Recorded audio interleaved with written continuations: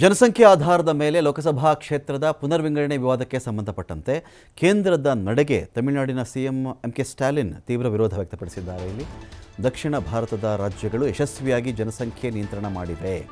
ಈಗ ಜನಸಂಖ್ಯೆಯನ್ನೇ ಮಾನದಂಡ ಮಾಡಿಕೊಂಡ್ರೆ ನಮಗೆ ನಷ್ಟ ಆಗೋದು, ದಕ್ಷಿಣ ಭಾರತದ ರಾಜ್ಯಗಳಿಗೆ ನಷ್ಟ ಆಗೋದು. ಹೀಗಾದರೆ ಸಂಸತ್ನಲ್ಲಿ ತಮಿಳುನಾಡು ಕನಿಷ್ಠ 8 ಕ್ಷೇತ್ರಗಳನ್ನು ಕಳೆದುಕೊಳ್ಳುತ್ತೆ. ಜನಸಂಖ್ಯೆ ನಿಯಂತ್ರಣ ಮಾಡಿದ ತಪ್ಪಿಗೆ ನಾವು ಕ್ಷೇತ್ರಗಳನ್ನು ಕಳೆದುಕೊಂಡರೆ ಆಗ ದಕ್ಷಿಣ ಭಾರತದ ರಾಜ್ಯಗಳ ಮಾತು ಕೇಂದ್ರದಲ್ಲಿ ನಡೆಯಲ್ಲ. ತಮಿಳುನಾಡು 8, ಕರ್ನಾಟಕ 8, 9, ಕೇರಳ 1, 2, 3, ಆಂಧ್ರ 1, 5, 6, 10 ಕಳ್ಕೊಂಡು ಬಿಟ್ಟರೆ ಏನಿರುತ್ತೆ ನಮ್ಮದು? ನಮ್ಮ ಏನಿರುತ್ತೆ ಅಲ್ಲಿ? ನಮ್ಮದೇನು ಹೇಳೋಕ್ಕಿರಲ್ವಲ್ಲ ಅಲ್ಲಿ ಅಂತ. ಹಾಗಾಗಿ ಎಚ್ಚೆತ್ತುಕೊಳ್ಬೇಕಿದು.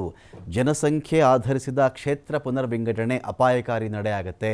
ಒಕ್ಕೂಟ ವ್ಯವಸ್ಥೆ ಎತ್ತಿ ಹಿಡಿಯುವಂಥ ಸಮಾನ ವಿಧಾನ ನಮ್ಗೆ ಅಗತ್ಯ ಇದೆ. ಇದು ಒಕ್ಕೂಟ ವ್ಯವಸ್ಥೆ, ಇಲ್ಲಿ ಯಾರೂ ಸಾರ್ವಭೌಮರಿಲ್ಲ ಅಂತ ಕೇಂದ್ರದ ವಿರುದ್ಧವಾಗಿ ಸ್ಟಾಲಿನ್ ಗುಡುಗಿದ್ದಾರೆ. ಇಲ್ಲಿ ಅಂದರೆ ವಿಷಯ ಏನು ಅಂತ ಹೇಳಿದ್ರೆ ನೋಡಿ, ಈಗ 80s ಅಲ್ಲೆಲ್ಲ ಶುರುವಾಯಿತು, 80s 90s ಎಲ್ಲ ಜೋರಾಗಿತ್ತಿದ್ದು ಒಂದು ಆಂದೋಲನ. ಏನು ಅಂತ ಹೇಳಿದ್ರೆ ಜನಸಂಖ್ಯೆ ಕಂಟ್ರೋಲ್ ಮಾಡಬೇಕು ಅಂತ. ದಕ್ಷಿಣದ ರಾಜ್ಯಗಳಾದಂಥ ತಮಿಳುನಾಡು, ಕರ್ನಾಟಕ, ಕೇರಳ, ಆಂಧ್ರ ಎಲ್ಲರೂ ಕೂಡ ಕಟ್ಟುನಿಟ್ಟಾಗಿ ಫಾಲೋ ಮಾಡ್ಕೊಂಡು ಬಂದರು. ಜನಸಂಖ್ಯೆ ನಮ್ಮಲ್ಲಿ ಕಂಟ್ರೋಲ್ ಆಯಿತು. ಆದರೆ ಉತ್ತರದ ರಾಜ್ಯಗಳಲ್ಲಿ ಜನಸಂಖ್ಯೆ ಕಂಟ್ರೋಲಿಗೆ ಬರಲೇ ಇಲ್ಲ, ನಿಯಂತ್ರಣಕ್ಕೆ ಬರಲೇ ಇಲ್ಲ. ಅಲ್ಲಿ ಜನಸಂಖ್ಯೆ ಹೆಚ್ಚಾಗ್ತಾನೆ ಹೋಯ್ತಲ್ಲಿ. ತೆರಿಗೆ ವಿಚಾರಕ್ಕೆ ಬಂದಾಗ ಏನು ರೂಲ್ ಅಪ್ಲೈ ಮಾಡ್ತು ಕೇಂದ್ರ ಅಂತ ಹೇಳಿದ್ರೆ, ಉತ್ತರದ ರಾಜ್ಯಗಳಲ್ಲಿ ಜನಸಂಖ್ಯೆ ಜಾಸ್ತಿ ಇದೆ, ಹಾಗಾಗಿ ನೀವು ತೆರಿಗೆ ಪಾಲು ದಕ್ಷಿಣದ ರಾಜ್ಯಗಳಿಂದ ಅವರಿಗೆ ಜಾಸ್ತಿ ಕೊಡಿ ಅಂತ. ಹೇಗೆ ಅಂದರೆ, ಉತ್ತರದ ರಾಜ್ಯಕ್ಕೆ ಜನ ಜಾಸ್ತಿ ಇದ್ದಾರಪ್ಪ, ನಾವು ತೆರಿಗೆನ ಹಂಚಿಕೆ ಮಾಡಬೇಕಾದಾಗ ಆ ಟ್ಯಾಕ್ಸ್ ಡಿವಲ್ಯೂಷನ್ ಅಂತ ಬಂದಾಗ ಉತ್ತರದ ರಾಜ್ಯಗಳಿಗೆ ಪಾಲು ಜಾಸ್ತಿ ಆಯಿತು. ಉತ್ತರದ ರಾಜ್ಯಗಳು ಬರೀ 4 ಆಣಿ ಕಟ್ಟಿದ್ರೆ ಅವರಿಗೆ 1.25 ರೂಪಾಯಿ ಕೊಡು, ನೀನು 4 ಆಣಿ ಕಟ್ಟಿದ್ರೆ 2 ರೂಪಾಯಿ ಕೊಡೋರಿಗೆ ಅಂತ.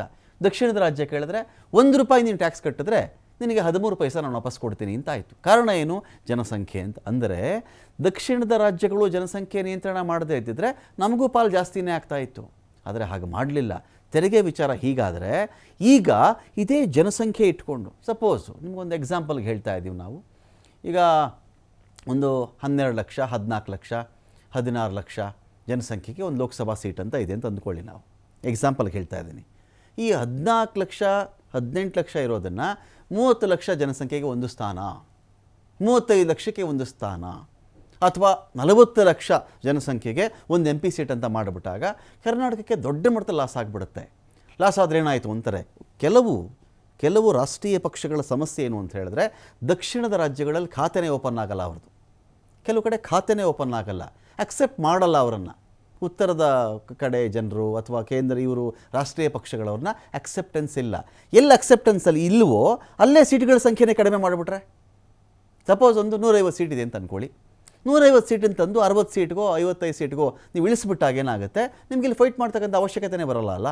ಉತ್ತರದ ಕಡೆ ಜಾಸ್ತಿ ಇಟ್ಕೊಂಡಾಗ ಅವ್ರ ಪ್ರಭಾವ ಜಾಸ್ತಿ ಇದೆ, ಅಲ್ಲೇ ಗೆದ್ಕೋತೀವಿ ನಾವು ಅಂತ ಹೇಳಿದ್ರೆ ಹೇಗೋ ಹಾಗಾಗಿದೆ. ಇದನ್ನು ಎಂ.ಕೆ. ಸ್ಟಾಲಿನ್ ತುಂಬ ತೀವ್ರ ಶಬ್ದಗಳಲ್ಲಿ, ಕಟು ಶಬ್ದಗಳಲ್ಲಿ ಖಂಡಿಸಿದ್ದಾರೆ. ಇದನ್ನು கடுமையாக பாதிக்கப்பட்டிருக்கு. ஒன்றிய தமிழ்நாடு இன்னைக்கு மிகப்பெரிய உரிமை போராட்டத்தை நடத்த வேண்டிய சூழ்நிலைக்கு தள்ளப்பட்டிருக்கு. ஆகவே வருகிற 5ஆம் தேதி அனைத்து கட்சி கூட்டத்தை ஏற்பாடு செஞ்சிருக்கிறோம்.